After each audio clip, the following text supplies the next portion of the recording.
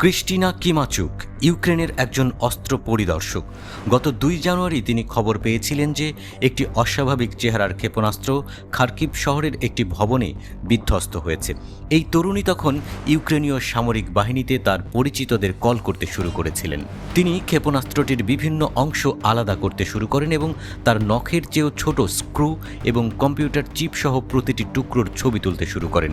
Christina কিমাচুক কোনো যুক্তি ছাড়াই দাবি করতে পারেন না যে ক্ষেপণাস্ত্রটি রাশিয়ার তৈরি করা নয়, কিন্তু তার চ্যালেঞ্জ ছিল এটা প্রমাণ করা। ধাতু এবং স্পাউটিং তারের মধ্যে কিমাচুক কোরিয়ান বর্ণমালা থেকে একটি ছোট অক্ষর দেখেছিলেন। তিনি বুঝতে পেরেছিলেন যে উত্তর কোরিয়ার অস্ত্রগুলি তার দেশ ইউক্রেনে আক্রমণ করার জন্য ব্যবহার করা হচ্ছে। কিয়েভ থেকে বিবিসিকে কিমাচুক জানিয়েছেন, আমরা শুনেছি যে তারা রাশিয়ায় কিছু অস্ত্র সরবরাহ করেছে, কিন্তু আমি এটি দেখতে পেয়েছি, এটি স্পর্শ করতে পেরেছি, তদন্ত করতে পেরেছি, এমনভাবে কেউ আগে করতে পারেনি। এটি খুবই উত্তেজনাপূর্ণ।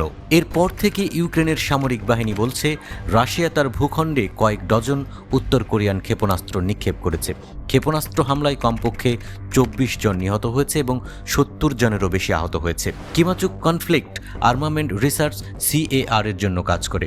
এটি একটি সংস্থা যেটি যুদ্ধে ব্যবহৃত অস্ত্র উদ্ধার করে, কিভাবে সেগুলো তৈরি করা হয়েছিল তা খুঁজে বের করে। কিন্তু তিনি ক্ষেপণাস্ত্রের ধ্বংসাবশেষের ছবি তোলা শেষ না করা পর্যন্ত এবং তার দল এর শত শত উপাদান বিশ্লেষণ করার পর সবচেয়ে চমক দেওয়ার মতো উদ্ঘাটন আসে।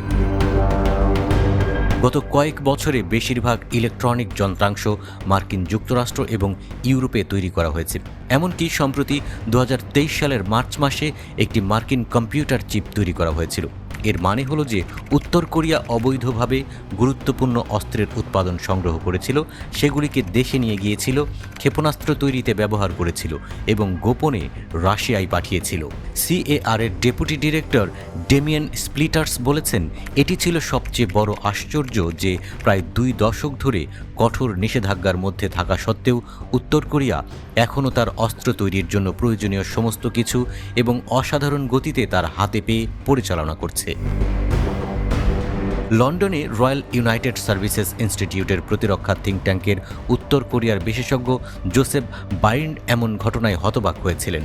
তিনি বলেছেন, আমি কখনোই ভাবিনি যে আমি উত্তর কোরিয়ার ব্যালিস্টিক ক্ষেপণাস্ত্রগুলিকে ইউরোপের মাটিতে মানুষ হত্যা করতে ব্যবহার করতে দেখব।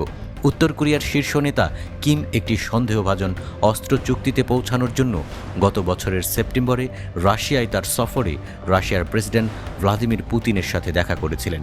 উত্তর কোরিয়ার অস্ত্র ইউক্রেন যুদ্ধে ব্যবহার করছে রাশিয়া। মিত্রকে বাঁচাতে এখন কি করবে যুক্তরাষ্ট্র?